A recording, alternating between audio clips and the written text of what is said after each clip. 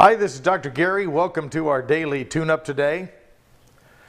You know, many people always ask me about their memory. They say their memory is slipping them. They have a hard time remembering things sometimes. There's a couple of things that are probably causing that. It could be nutritional. You know, sugar is a big part of that.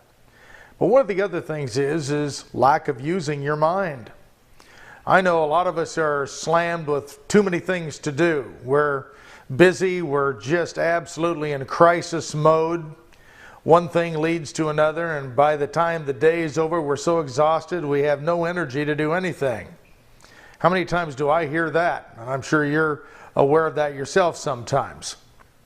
One of the things I want you to understand about the way your mind works is the more you exercise it, the better it works. If you don't lose it, you're going to lose it. So you've got to use it and use it wisely. Keep in mind, if you just rest on the things that you know, by not expanding your mind, by learning new things, by exploring new things, or even doing very, very hard puzzles, whether they're mental puzzles, mathematical puzzles, or putting a physical puzzle together, your mind will have a tendency to atrophy on you. You're going to start resting on the laurels of what you already know, and pretty soon your ability to expand it gets more difficult and more difficult and more difficult. One of the greatest things you can do to really expand your mind is to work on learning a new language.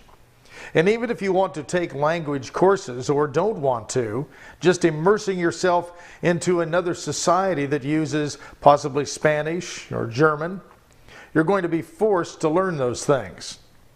That's why going on a trip and being dumped into a culture like Italy or France and being forced to communicate with those people is really good for mind expansion. But you can do it right here where you live by really forcing the issue of communicating with people who do not speak the same language you do.